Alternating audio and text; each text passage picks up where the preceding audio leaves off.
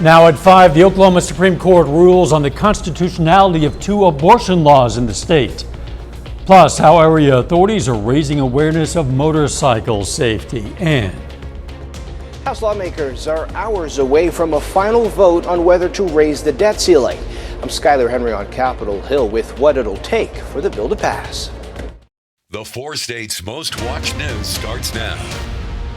the Oklahoma Supreme Court rules 2 laws limiting abortion in the state are unconstitutional. This is KOAM News at 5. I'm Dow Quick.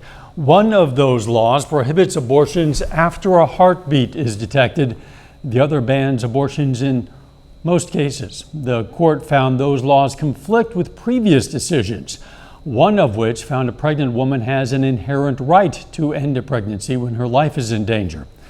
Governor Kevin Stitt says he, quote, wholeheartedly disagrees with the Oklahoma Supreme Court's use of activism to create a right to an abortion in Oklahoma, end quote.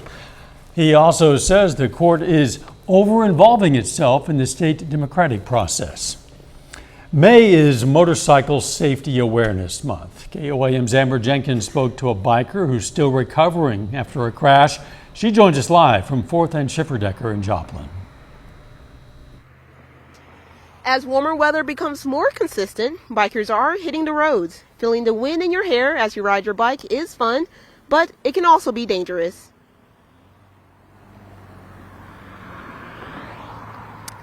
Danny Tanner, who was also known as Harley Santa, was riding his bike heading to Joplin when a truck took a left turn in front of him. Tanner said he tried to lay his bike down to not collide with the truck, but it didn't stop the crash. Since the crash, Tanner is recovering with the help of his community. Pretty much don't remember anything after that. I had a pretty bad head injury. I'm still dealing with dizzy spells and ain't been able to work since.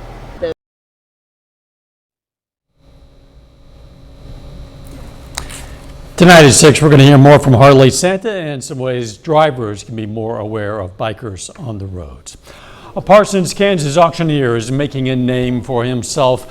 Justin Dodson is heading down to Florida next week to compete in the World Livestock Auctioneer Championship. He and other auctioneers are getting together to not only compete, but also engage, learn, and bring attention to agriculture and livestock from the local level all the way up to the national level. We have a big dinner that evening, and they crown the top 10 in the world. The top 10 actually come back and sell for a finals round, and then that evening they crown the reserve world champion, runner-up world champion, and of course the world champion. We're going to be, he will be competing against some of the best auctioneers in the world. We'll try to get his first title as world champion. Dodson has been a runner-up before, but hopes this year's victory will be his. Let's check in with Chief Meteorologist Doug Heddy for a first look at the weather. Well, it turned out to be another nice day for us today. Low to mid 80s for afternoon highs, but we have had those pop-up isolated to scattered thunderstorms across the region throughout the afternoon hours. And we still have a couple little guys out there, one right on top of Monette, one just east of Nevada, a couple little guys popping up in Woodson County on the Kansas side. These are going to be very hit and miss, not near as widespread as what we did see yesterday evening, but we are going to have a few out there as we go through the rest of the evening. Look at our temps, 85, 86, 87 degrees. We'll drop back through the 80s, and still throughout the night, we could see a random isolated storm, but most of you will end up staying dry if you want to get outside. We drop back through the 70s. Thunderstorm chances increase over the next few days. We'll look at that here in just a bit. See you soon. President Biden today expressed optimism that the U.S. will not default on the nation's debt for the first time in history. But whether that happens now rests with Congress, facing a vote on the compromise legislation to raise the debt ceiling in exchange for spending cuts. Skyler Henry has more details from Capitol Hill. When asked about the debt ceiling deal ahead of his trip to Colorado, President Biden said things are going as planned. God willing, by the time I land, the Congress will have acted, the House will have acted, and we'll be one step closer. It's going to take the centrists from both parties to pass the bill because some lawmakers on the right and left have already said they'll vote no. I think Republicans need to own this vote. This was their deal. This was their negotiations. You can cut spending, you can cap spending, but until we change the way we do business and rein in government, nothing will ever change. That's your only... That is why I'm a no. Right now, leaders in both parties are saying that at the end of the day, they will muster enough votes to pass the bill through the House. You're not going to solve this problem just with one party. Look, we're close in numbers and everywhere else, and I think this is a problem for all of America. This is a place that both parties should actually come together. If the bill clears the House, it will then be up to the Senate. I cannot stress enough that we have no margin for error. When this agreement reaches the Senate, I'll be proud to support it without delay. The Treasury Secretary says if the debt ceiling doesn't get raised, the country will run out of money to pay its bills June 5th. Skyler Henry, CBS News, Capitol Hill. Now, some senators have already said they're prepared to vote no on the bill, but so far no one has said whether they're going to put up procedural roadblocks, which could drag out the amount of time it takes to bring up the vote in the Senate.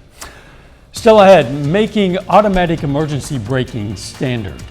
Your car could be getting a technology upgrade. I'm Astrid Martinez with a look at a new government proposal to improve a common safety system. And next in Health Watch, how health officials are trying to raise awareness of a condition that can impact pregnant women. Topping today's Health Watch, diabetes in women who give birth is on the rise. The CDC looked at data from all births registered in the U.S. between 2016 and 2021 and found a 27% increase in the diagnosis of diabetes in women before they became pregnant. Mothers 40 and older and those who are overweight each had the highest rate of diabetes. The CDC says diabetes in pregnant women increases the risk to infants of fetal death and several birth defects. May is Awareness Month for preeclampsia, which is a type of high blood pressure some women can develop during or after pregnancy. A new survey shows many of us are not aware of the condition, which can be deadly. Reporter Bradley Blackburn introduces us to a mom who's educating others after suffering unthinkable loss. Trayshawn Powell's mission is to raise awareness. I always say that my story can change yours. It's really important to talk with your doctor about your symptoms. In 2013, the Powells were thrilled to be expecting their first baby. Trayshawn's blood pressure was high at her 20-week appointment. 3 weeks later, she called her doctor. He suspected a stomach virus. I ended up vomiting controllably, couldn't stand, severe swelling in my feet and ankles. I called him back again. He said, you probably should go to the nearest ER. She had developed HELP syndrome, a variant of preeclampsia, the only treatment to deliver at 23 weeks. Trayshawn was left fighting for her life and grieving after losing her baby, Mia. After Mia passed, it was very difficult for me to comprehend what just happened in a matter of hours. A new survey for the March of Dimes finds only 42% of people are familiar with preeclampsia. Blood pressure will start to rise. Dizziness, blurred vision is very common. Nausea and vomiting, abdominal pain, and then a lot of swelling. African American women are also at higher risk of pregnancy complications. The maternal health care crisis that's going on now in the United States is deplorable. And when you look at Black women, they are 3 to 4 times more likely to die than white women. The Powells now have 8-year-old Jasmine and 5-year-old Ryan. Trayshawn was monitored closely for both pregnancies. Every woman, no matter what color, should have a beautiful, successful birthing experience. And to help make that happen, she organized the Promise Walk for preeclampsia in her New Jersey hometown this month. Bradley Blackburn, CBS News. March of Dimes is kicking off the Starts With Mom campaign this month to educate about the condition. For more information, go to marchofdimes.org.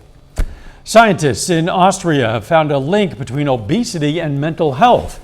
The study looked at inpatient hospitalizations between 1997 and 2014.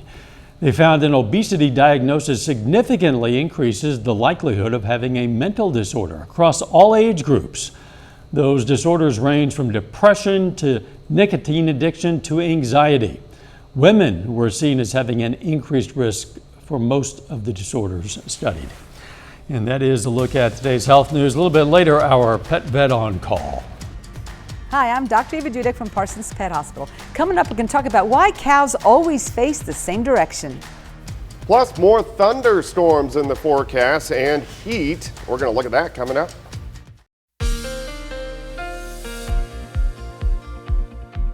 Well, it's turned out to be another great day for us today. Partly sunny skies, temperatures mid-80s across the region. We have had a few isolated thunderstorms, especially late this morning into the early afternoon. Looks great now. Nice shot. Indigo Sky Casino and Resort. We have been getting those isolated and scattered thunderstorms over the past couple days, but we need every bit of rain we can get. For the month, 4.3 inches, which is pretty good. Of course, June kicks off tomorrow. But look at our deficit. We're over 6 inches behind, and now we're going into our drier months. So we definitely need to get any rain that we possibly can. All right, most of us sitting 83, 84, 85, even a couple of 86s across the region, and our humidity is ticked up a little bit. Look at our dew point sitting 62 to about 65 degrees. So if we look at our tracker, that puts us kind of in the not bad to sticky range, but a little bit humid out there. Of course, the humidity is going to continue to increase over the next couple months. 86 right now, south winds at about 10. Visibility is good, but you can see those cumulus clouds popping up. If you want to get outside through the evening, overall, most of you will be dry. There's an isolated little guy out there or two, but most of you will end up staying dry. Look at the cumulus clouds, especially southwestern parts of Missouri. A couple little isolated thunderstorms, a little complex over near Springfield, one little guy on top of Monette, just east of Nevada. Besides that, most of us are dry, and I think most of us will stay dry as we go through the evening into the overnight hours. Big complex again across the panhandles, Oklahoma and Texas. As these head toward us later on tonight, they should die before they make it here. But you can see our upper level low. We've finally got rid of that huge blocking pattern we've been in over the past couple weeks. This upper level low is going to shoot little chunks of energy at us over the next few days, giving us those chances for rain. All right, let's step through the next 48 hours. I think tonight, in general, looks pretty good. Partly cloudy, mid-60s. By noon tomorrow, most of us lower 80s, but look at this, isolated thunderstorms starting to pop up. Tomorrow afternoon, I think majority of these are going to be on the Kansas and the Oklahoma side, so not as much on the Missouri side, but they're definitely going to be out there. Mid-80s for afternoon highs. As we go through the evening hours, we lose the heating of the day, thunderstorms die down. We go into Friday morning, here's 7 a.m., mid-60s, and once again, Friday afternoon, we get these pop-up isolated thunderstorms as we go into Friday afternoon. Day planner for you tomorrow, 67 in the morning, 83 by noon. High temp right around 86 degrees. And as we go toward the weekend, I actually think our best shot to get more widespread scattered showers and thunderstorms is most likely going to be Saturday afternoon. But again, we need the rain. 86 is tomorrow, Friday, 84 on Saturday, back to 86 on Sunday. Rain chances go down Sunday and Monday. Tuesday and Wednesday of next week look pretty good. And then thunderstorms back in next Thursday and Friday. Those could be a little bit stronger as we get a cold front that kind of hangs out on top of us. But temperature is pretty good. Yeah, pretty consistent. Yeah, it really is. Thanks, Todd. Coming up, why the government is looking to make automatic emergency braking standard in all new vehicles. Topping today's Consumer Watch, the number of available jobs went up unexpectedly in April, and that could impact whether the Federal Reserve raises the interest rates again. There were more than 10 million job openings in April. That's according to the Bureau of Labor Statistics, which is the first increase in 3 months. A New York federal appeals court has issued a ruling to shield the billionaire Sackler family from lawsuits related to their business, Purdue Pharma, and the role its drug OxyContin played in fueling the opioid crisis. The decision allows for a bankruptcy deal to resolve cases brought by states, victims, and other claimants. The family agreed to pay around $6 billion as part of that settlement. Most automakers have voluntarily installed automatic emergency braking, which can stop or slow down a vehicle when the driver doesn't react fast enough. But the government now wants it required in all vehicles and is proposing major improvements to the technology. Astrid Martinez reports. AAA tested vehicles traveling 30 miles per hour toward a stationary object and found automatic emergency braking, or AEB, was effective at preventing a crash. But that changed when the car's speed increased, and the tech also struggled in other real-world scenarios. The government wants to see that change. We're proposing to require that these systems be much more effective at much higher speeds. The National Highway Traffic Safety Administration is proposing new standards that would require AEB to prevent a crash at up to 50 miles per hour. That means that a vehicle has to stop without touching another vehicle in front of it. The test is very tough to meet. The government also wants to see the technology improve to help prevent more crashes involving pedestrians. Previous testing has shown AEB can be effective in the daylight, but struggles avoiding an accident when it's dark out. Most of the systems are completely ineffective at night. AAA's Greg Brannon says automakers wouldn't need to make dramatic design changes to reach the new proposed standards. The major automakers have put the resources behind developing these systems. So what we're talking about is software and philosophical changes to the systems. But the upgrades would still cost car companies millions. The industry group Alliance for Automotive Innovation tells CBS News it is reviewing the proposal and anticipates submitting comments. The government will consider those comments before finalizing the new rules. Astrid Martinez, CBS News, New York. Our pet vet on call next.